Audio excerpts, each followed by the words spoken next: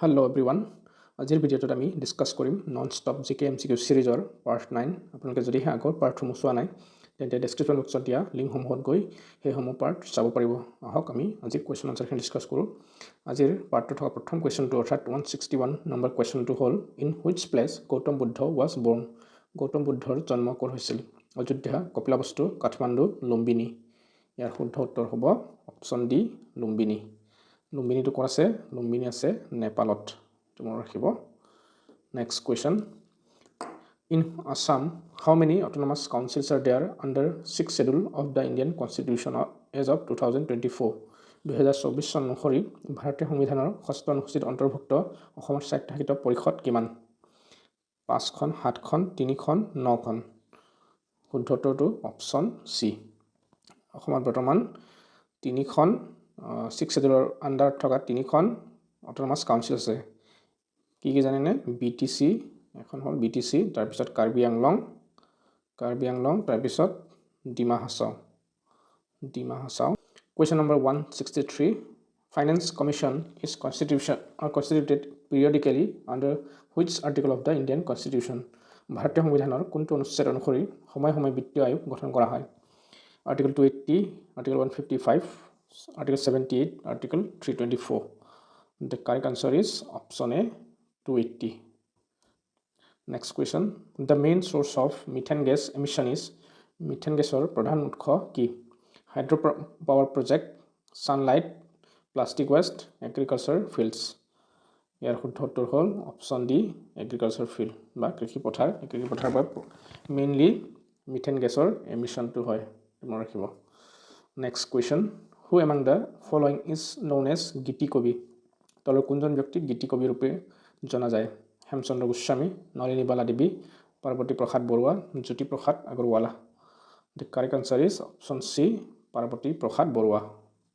তেওঁক গীতি কবি নামেৰেও জনা যায় next question the legendary warrior জুঙাল বলহু belongs to which community কিংবদন্তি যোদ্ধা জুঙাল বলহু কোন জনগোষ্ঠীৰ লোক আছিল তিৱা ৰাভা কছাৰী কোচ ইয়াৰ কাৰেক্ট আনসাৰ হ'ব অপচন এ তিৱা জুঙাল বলহু কিংবদন্তি জুঙাল বলহু তিৱা জনগোষ্ঠীৰ লোক আছিল আৰু তেওঁ এজন সাহসী যোদ্ধা আছিল আৰু তেওঁৰ দেউতাকৰ নামটো মনত ৰাখিব আৰিমত্ত এটো পৰীক্ষাত আহিব পাৰে Arimatta next question Papua New Guinea belongs to which continent Papua New Guinea কোনটো মহাদেশৰ অন্তৰ্গত Africa south America Australia Asia the correct answer is option C Australia Papua New Guinea নামৰ এই সৰু দেশখন অষ্ট্ৰেলিয়া মহাদেশৰ অন্তৰ্গত next question Buenos Aires is the capital of which country Buenos Aires কোন দেশৰ ৰাজধানী ডেনমাৰ্ক আৰ্জেন্টিনা উৰুগুৱে পোলেণ্ড ইয়াৰ শুদ্ধ উত্তৰ কি হ'ব অপচন বি আৰ্জেন্টিনা বুয়েনোস আয়াৰ্স আৰ্জেন্টিনাৰ ৰাজধানী ডেনমাৰ্কৰ কি জানেনে ডেনমাৰ্কৰ হ'ল কোপেনহেগেন উৰুগুৱেটো মন্টেভিডিও আৰু পোলেণ্ডৰটো ৱাৰ্ছো এটা মনত ৰাখিব next question when was jal jeevan mission started in India jal jeevan mission ভাৰতত কেতিয়া আৰম্ভ কৰা হৈছিল 2016 2019 2020 2022 the correct answer is option B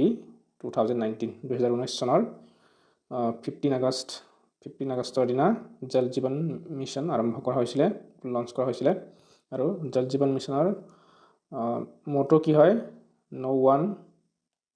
এটো মনত ৰাখিব এটো পৰীক্ষাত আহিব পাৰে no one is left out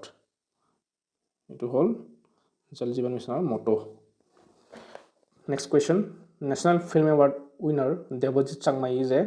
ৰাষ্ট্ৰীয় চলচ্চিত্ৰ বঁটা বিজয়ী দেৱজিৎ চাংমাই হৈছে এজন গিটাৰ বাদক সাউন্ড ডিজাইনাৰ একচন ডাইৰেক্টৰ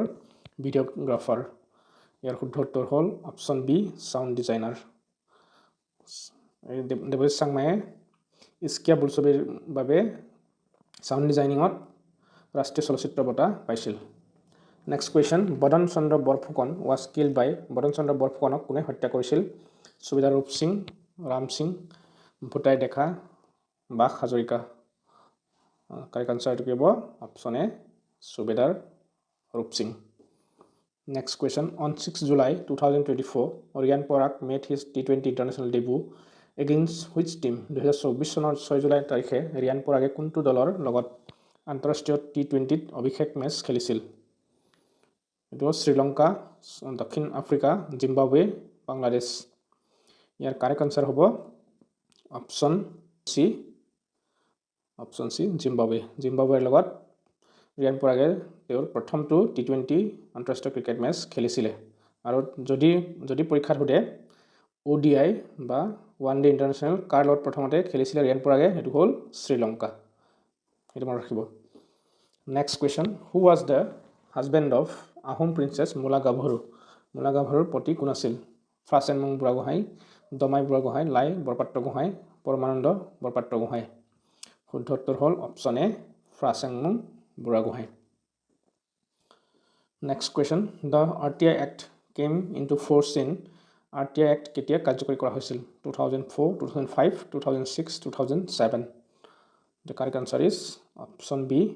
2005 চনত RTI Act কাৰ্যকৰী কৰা হৈছিল next question in which language did শংকৰদেৱে compose his অংকীয়ানাট শংকৰদেৱে কি ভাষাত অংকীয়ানাট লিখিছিল সংস্কৃত ব্ৰজাৱলী পালি প্ৰাকৃত শুদ্ধ উত্তৰটো হ'ল option B Brajavali next question Uma Chetri is associated with which sport Uma Chetri কি খেলৰ সৈতে জড়িত table tennis lawn ball cricket boxing answer কি হ'ব আনসাৰ হ'ব option C cricket Uma Chetri cricket খেলৰ লগত জড়িত next question which is largest milk producing country in the world বিশ্বৰ আটাইতকৈ বেছি গাখীৰ উৎপাদন কৰা দেশখনৰ নাম কি আমেৰিকা ভাৰত পাকিস্তান চীন correct answer is B Bharat হৈছে বিশ্বৰ আটাইতকৈ বেছি গাখীৰ উৎপাদন কৰা দেশ next question which Ahom king was also known as Dihingia ৰজা বুলি কোনজন আহোম ৰজাক জনা গৈছিল চুৰামফা সুপিমফা সুহুংমুং চুৰাংফা ইয়াৰ শুদ্ধ উত্তৰ হ'ল অপচন সি সুহুংমুং দিহিঙীয়া ৰজা বুলিও কোৱা হৈছিল next question what is the full form of PDF in computer PDF or সম্পূৰ্ণ ৰূপ কি photographic document format portable document format portable document file photographic document file শুদ্ধ উত্তৰটো হ'ল অপচন বি PDF or সম্পূৰ্ণ ৰূপ হ'ল portable document format আজিৰ সিৰিজটোৰ পাৰ্টৰ last question Kathakali as classical dance form of India is originated from which state Kathakali নামৰ ভাৰতীয় ধ্ৰুপদী নৃত্যটো কোনখন ৰাজ্যৰ পৰা উৎপত্তি হৈছে কেৰালা তামিলনাডু উত্তৰ প্ৰদেশ কৰ্ণাটকা শুদ্ধ উত্তৰটো কি হ'ব অপচন এ কেৰালা কথাকলি কেৰালাৰ পৰা উৎপত্তি হৈছে আজিৰ পাৰ্টটোত ইমানখিনি কোৱেশ্চনছ আছিলে আপোনালোকে যদিহে কোৱেশ্চন কেইটা ভাল পালে তেন্তে লাইক কৰিব এণ্ড প্লিজ মোৰ চেনেলটো ছাবস্ক্ৰাইব কৰিব যাতে মই দিয়া ভিডিঅ'বোৰ আপোনালোকে সময়মতে পাই থাকে থ্যাংক ইউ ফৰ ওয়াচিং